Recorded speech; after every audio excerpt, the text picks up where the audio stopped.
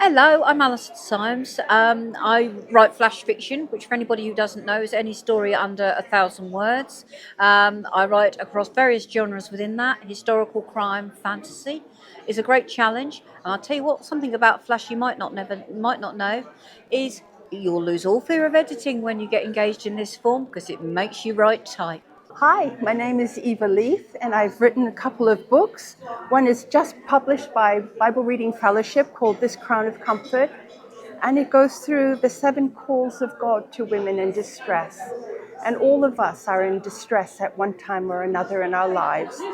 And the other is my memoir about On Unclipped Wings and how I was able to find God, that even though we might be broken in life, we can still be whole with God.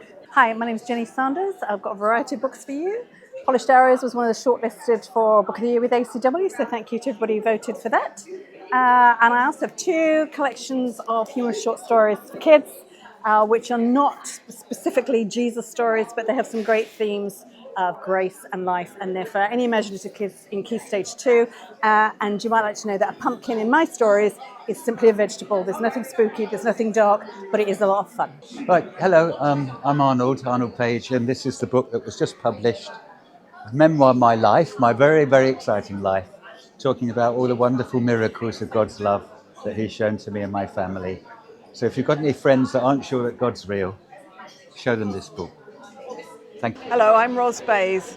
I've always been fascinated by the story of the encounter Jesus had with the woman at the well. And when I've heard the story, I've always had 2 questions. One was, how did you get through 5 husbands in first century Samaria?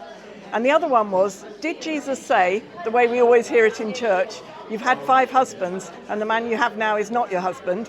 Or did he say the man you have now is not your husband? In which case, whose husband was he? And where did she fit into the story?